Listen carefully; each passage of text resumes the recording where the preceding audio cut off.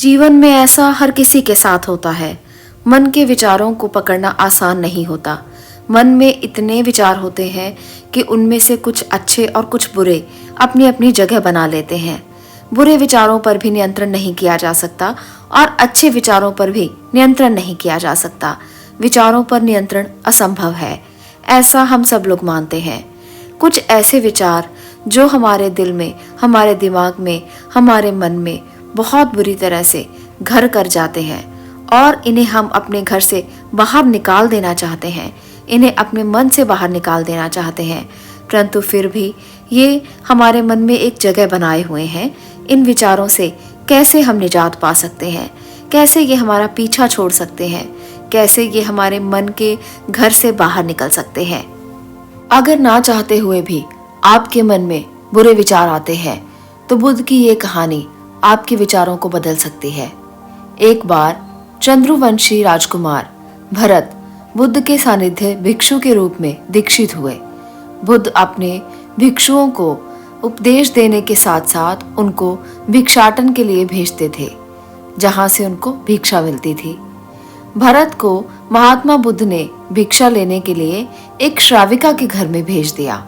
भरत रास्ते में चलते हुए सोच रहे थे कि ना जाने आज खाने में क्या मिलेगा। हमेशा महल में खाने के लिए अनगिनत स्वादिष्ट भोजन मिलते थे, लेकिन आज जो भी मिलेगा उसी से काम चलाना पड़ेगा। भरत ने श्राविका के घर पर जाकर भिक्षा के लिए याचना की। श्राविका ने भरत को बैठने के लिए कहा। श्राविका जब अंदर गई थी तो भरत पुनः अपने प्रिय भोजन के बारे में सोच रहे थे। जब श्राविका भोजन लेकर आई तो भरत अचंभित रह गए। भरत अपने प्रिय भोजन को देखकर खुश हो गए और भरत भिक्षा ग्रहण करने लगे। भिक्षा ग्रहण करते हुए भरत सोचने लगे कि उनको हमेशा खाना खाने के बाद कुछ विश्राम करने की भी आदत है, लेकिन आज उन्हें यहाँ से खाना ग्रहण करने के बाद धूप से होकर वापस आश्रम पहुंचना है। भोजन हो जाने पर श्राविका ने भरत को कुछ समय विश्राम करने के लिए आग्रह किया। भरत पुनः खुश हो गए। सारी इच्छाओं की पूर्ति होते हुए देखकर भरत इसको एक संजोग मानकर कुछ देर के लिए लेट गए। लेटते हुए भरत सोचने लगे कि आज तो सोने को मिल गया, लेकिन मेरे सर पर हमेशा के लिए छत का साया तो मिट गया है। जब भरत सोकर पुनः उठे तो श्राविका ने कहा कि आपको जब तक यहाँ पर रहना है आप यहाँ पर रह सकते हैं। अब भरत समझ गए कि ये कोई संजोग नहीं है, श्राविका जरूर मेरा मन पढ़ रही है। भरत खड़े हुए और भरत ने श्राविका से पूछा, मुझे क्षमा कर दीजिए, पर क्या आप मेरा मन पढ़ सकती हैं? आप यह सब कैसे कर लेती हैं? श्राविका ने कहा, शुरू शुरू में मेरे लिए ये कठिन था, लेकिन मैंने खुद के विचारों को देखना शुरू किया। शुरू में मेरे विचारों की संख्या अनगिनत थी, पर मैंने अपना पूरा ध्यान उन विचारों पर केंद्रित किया। मैंने बिना पक्ष विपक्ष के अपने विचारों को देखना जारी रखा। धीरे धीरे मेरे विचारों की संख्या कम होती गई। मेरे सारे व्यर्थ विचार दूर होते गए। जब से मैं दूसरों के विचार पढ़ लेती हूँ। यह सब सुनकर भरत घबरा गए। भरत ने श्राविका से आज्ञा ली और वहां से निकल गए। रास्ते में चलते हुए भरत अपने मन के विचारों का स्मरण करते रहे। भरत के मन में श्राविका के बारे में अश्लील विचार भी आए। श्राविका ने भरत के बारे में क्या सोचा होगा, भरत को खुद पर शर्म आ रही थी। भरत आश्रम पहुंचे। भरत ने बुद्ध से कहा कि अब से वो कभी भिक्षाटन के लिए नहीं जाएंगे। बुद्ध ने भरत को नीचे बिठाया और कहा, क्या हुआ? तुम मुझे अपनी व्यथा विस्तार से बता सकते हो। भरत ने विस्तार से सारी बात बताई।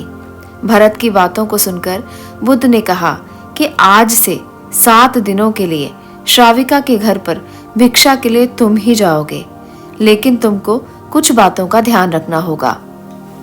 कल तुम जाते हुए अपने चित्त को पूरे होश में रखना। तुम्हारे अंदर कौन से विचार उठ रहे हैं उन पर ध्यान केंद्रित करना। होशपूर्ण और जागृता के साथ ध्यान करना कि कौन सी वासना तुम्हारे भीतर उठ रही है। इन सभी का ध्यान करते हुए जाना और फिर मुझसे विचार विमर्श करना। अगले दिन भरत बुद्ध के बताए अनुसार पूरे मार्ग में पूरे होश के साथ जागृत रहते हुए चल दिए। भिक्षु आज पूरी तरह से जगा हुआ था। जैसे जैसे श्राविका का घर नजदीक आ रहा था, भरत की घबराहट बढ़ रही थी। भरत ने अपनी घबराहट को एक तरफ करते हुए बुद्ध के विचारों पर ध्यान केंद्रित किया। जब भरत श्राविका के घर पर पहुंचे तो उसके दिमाग में केवल एक सन्नाटा था, जिसके भीतर कोई वासना नहीं, कोई कामना नहीं, ना कुछ पाने की इच्छा थी। भरत भिक्षु ने भिक्षा ली और ग्रहण की और वहां से वापस निकल गए।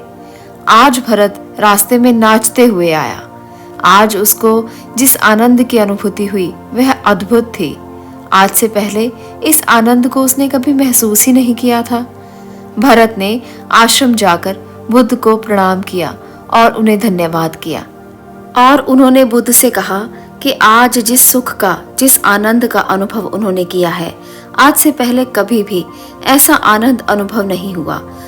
अपने ही विचारों पर खुद का नियंत्रण होना, ये बहुत आनंद का अनुभव है। और जिस व्यक्ति को ये अनुभव होता है वो सृष्टि के उस जगह पर पहुंच जाता है जिस जगह पर उसने कभी सोचा नहीं होता। उस जगह पर उसका एहसास बिल्कुल ही अलग तरीके से होता है।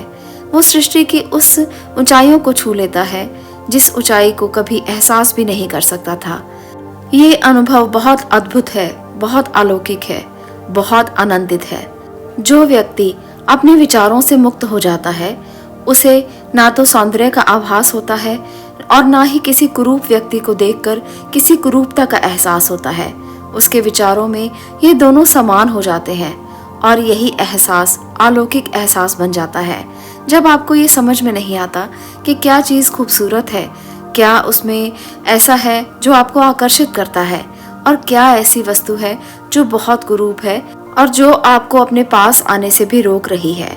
इस तरह के एहसास से जब आप स्वतंत्र हो जाते हो तब आप एक अलौकिक अनुभूति का एहसास करते हो, और वही एहसास आपके विचारों को शुद्ध कर देता है। वही एहसास आपके विचारों को अलग रूप देता है। वही एहसास ज्ञान है। वही एहसास आपका एक ऐसा पड़ाव है जिसे हम आध्यात्मिक यात्रा पर पहला पड़ाव कह सकते हैं। इस अनुभव को अगर आप भी पाना चाहते हैं तो ये जो दिए गई कहानी है इसको ज़रूर आप सुनिए और इस कहानी को अपने मन में उतारने की कोशिश भी ज़रूर कीजिए। आपको ये कहानियाँ कैसी लग रही हैं? इन कहानियों से आपको कुछ सीखने को मिलता है तो कमेंट बॉक्स में ज़रूर लिखकर बताएं। आपकी लाइफ में कितना ट्रांसफॉर्मेशन इन कहानियों से हो रहा है, कितना बदलाव आपके जीवन में आ रहा है, लिखकर ज़रूर भेजिए। मिलती हूँ अगली कहानी में अगले विषय के साथ। आपका इसे देखने के लिए धन्यवाद।